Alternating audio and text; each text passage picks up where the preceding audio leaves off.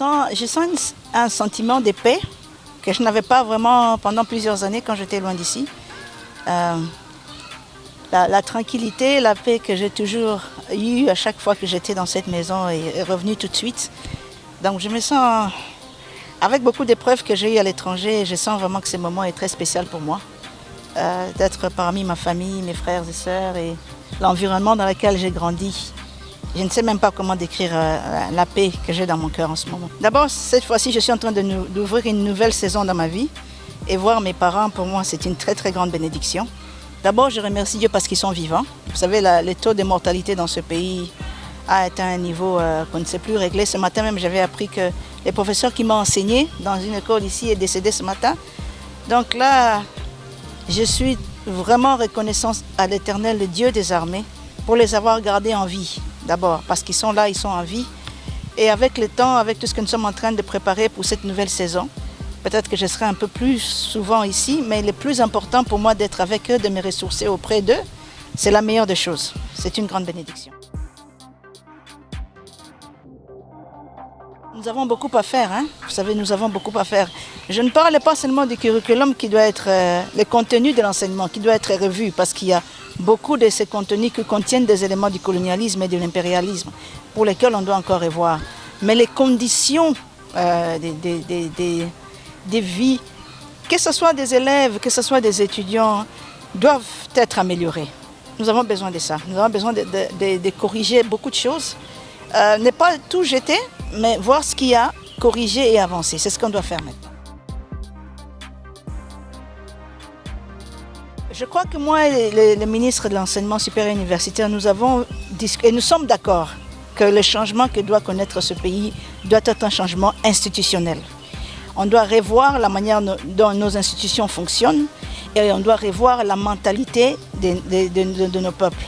Et je crois que l'excellence dans l'éducation est la base du développement d'un pays.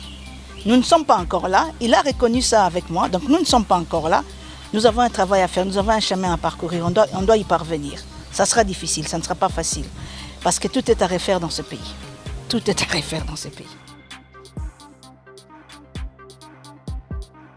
D'abord, je suis rentrée visiter ma famille. Ça, c'est la première des choses. Et maintenant, je suis entrée dans un processus pour organiser mon retour au pays, qui va prendre un processus de 2 ans. Donc, il va falloir que je puisse avoir le temps de m'habituer à ce que je suis en train de vivre ici. L'écart des standards de vie entre ce que j'ai vécu ici depuis mon arrivée et ce que je vis à l'étranger est énorme. Je dois vous dire que j'ai été traumatisée. J'ai été traumatisée de voir les motards interférer dans les routes. J'ai été traumatisée de voir des taxis sans clignotant. J'ai été traumatisée de voir des taxis sans vitres. J'ai été traumatisée de voir des enfants en train de marcher des kilomètres pour avoir assez d'éducation. J'ai aussi été traumatisée de voir des parents amener leurs jeunes enfants à l'école pour les amener à l'école. Ça, c'est la responsabilité de l'État. Ce n'est pas la responsabilité des enfants, donc des parents. Et c'est ce que je dois apprendre à connaître les réalités de la vie maintenant, parce qu'il y a 20 ans, ce n'était pas comme ça. Il y a 20 ans, ce n'était pas comme ça.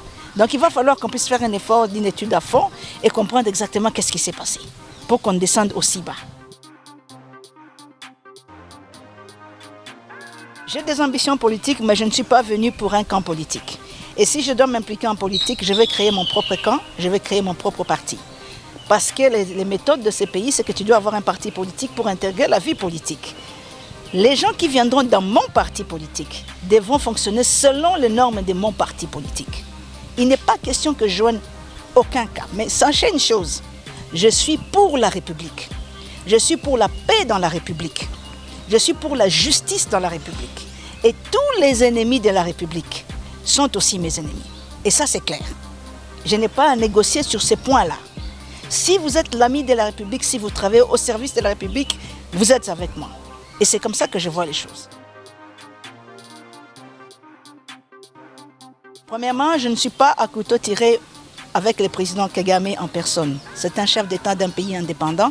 Je ne suis pas rwandaise, je suis congolaise. Mes affaires ne concernent que moi. Mais n'oubliez pas, lorsqu'il s'agit de la dignité humaine, c'est la question de tout le monde.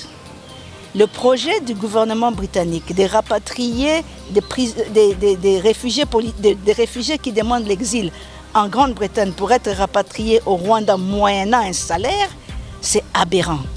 Et j'ai élevé ma voix par rapport à cela en rappelant les faits historiques des choses qui se sont passées dans les Grands Lacs.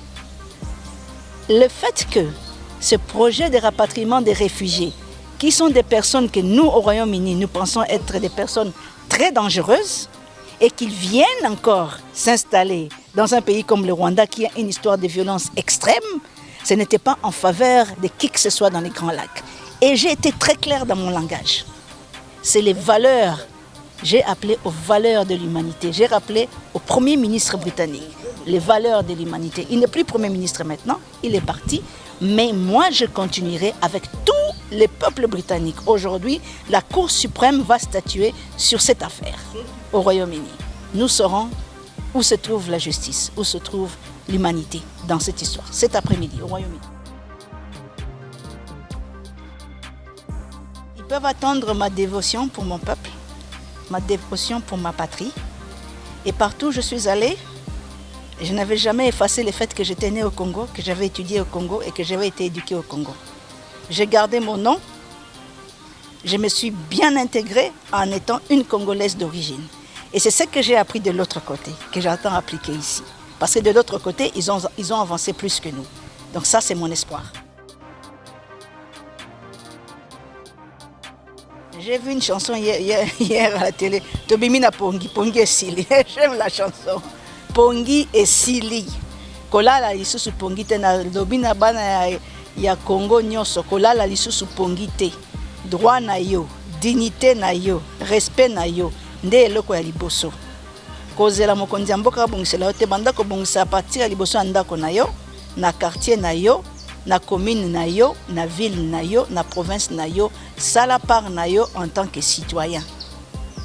Na tango tokomi eza tango kolala susu Pongi te totonga mboka engenge elakisa Afrika mobimba ke bana ya Congo bazali bana moko oyo baza na eloko ya kitoko ya kokabola na mokili misusu po RDC eza eloko ya makasi.